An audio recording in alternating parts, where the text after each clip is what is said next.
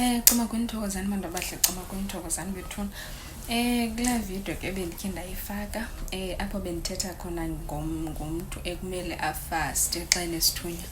Omnye ke ubuzile uba okanye uye wakhomenta watsho uba hayi yingxaki ke le yokufasta. Yes, iyingxaki into yokufasta ngoba kaloku izinto ezi siyazithanda zona. Umzekelo ukutya into ezinamafutha sizithanda kakhulu, but ke liba khona ixesha apho xa ungumntu osokolayo wena ukufasta bakufastise ngenkani. Aba khona amaxesha webhayi ungazifuni ezinye izinto, ungayifuni into enenyama phakathi, ungayifuni into enebisi, ungafuni nje into enefutha. Aba khona amaxesha njalo babe bengayifuni nyani, ubone uba ngokuyityayo ibe ngathi uzawuphalaza okanye nje ibe khona nje umehluko okanye ibe khona into othi uyifile xa bengafuni ke ngoku ezo nto ezo zinamafutha. So that's why ke xa ungumntu onesithunywa funeka umamele umoya wakho uba uthini wona, ngoba enye into ke funeka uyiqaphele xa ungumntu onesithunywa ke izinto ezininzi uyazisensa okanye mhlawumbi uye uzifile. Umzekelo mna xa kukho umntu onesithunywa oze kum okanye kwamntu nje onengulo, ndiye ndiyifile apha kum loo nto leyo. Ziye zibe khona ii-signs zoba lo mntu lona unale ngxaki ithile. Okanye umzekelo xa ndizawuba nemali okanye ndizawufumana loo mali, ndiyayiva apha kum uba hayi ndizawufumana imali ngoko. Okanye xa kuzawukwenzeka loo nto imbi, ndiyayiva nayo ndithi hayi khona ke ngoku into embi ezawuthi yenzeke. So nomnye umntu onesithunywa uyazi-experiencer izinto ezinjalo. So yile nto ke xa ungumntu onesithunywa ke funeka umamele umoya wakho uthini na, then ke ngoku kulapho ke ngoku uza kusiva khona uba hayi ke siyaphakama isithunywa. So ke funeka uyazi uba umoya wona yinto oyimamela kakhulu because yiyo into eye ikulide kwezinye izinto.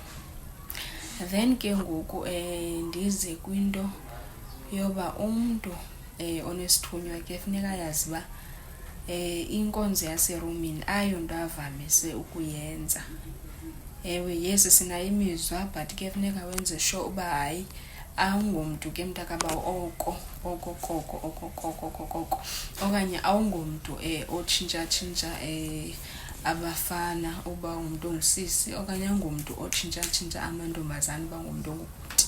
So ezo izinto funeka utake note of zona, ngoba zezinye izinto eziye umntu zimbuyisele emva abone isithunywa sakhe singaphakami kanti kungenxa yaloo nto leyo. Iba njalo ke bantwana besithunywa, iba njalo. That's why ke xa ungumntu mhlawumbi ungutata sendlini okanye une-boyfriend, kufuneka wenze sure uba xa ubukhe waya kwinkonzo yaserumini uyahlambulula. Uthathe laa bhafu lenhlambululo laselwandle okanye uthathe ibhafu lenhlambululo lasendlini. Ngalaa ndlela endandinixelela ngayo uba ibhafu lithathwa njani. And ke ngoku yile nto funeka wenze sure uba uyahlambulula bethuna, ngoba kaloku ngenye ixesha abanye abantu bayakwazi ukuthandana nabantu abanintsi abe umntu ethandana nawe, uyayibo. Yile nto ke isithunywa ke singamfuni umntu ongcolileyo. Isithunywa simfuna umntu ongcolileyo immediately uba mdaka, ungcoliseka, siyakubaleka apha until uhlambulule. Okanye ke wehlelwe nje zezo nto ezo zimbi, then sibe sikubonisa ke uba umhlambulule. So funeka uyazi ke xa ubudibene ke naloo mntu ke odibana naye kuyanyanzeleka uba uhlambulule, ngoba siye sikhwelete kakhulu isithunywa siyakhweleta kakhulu. So yile nto ke funeka wenze sure uba uyahlambulula. Then ke ngoku sizawutsho ke ngoku siphakame ube uklini noba klini, uthathe intsebenzo zokuphalaza. So kuba njalo. Iba njalo ke bantwana basekhaya. Yile nto ke funeka wenze sure xa ungumntu onesithunywa ke awukho mde kakhulu ekuseleni utywala. Xa ungumntu omde ekuseleni utywala funeka wenze sure uyaphalaza. Isithunywa kasifuni utywala shem kakhulu.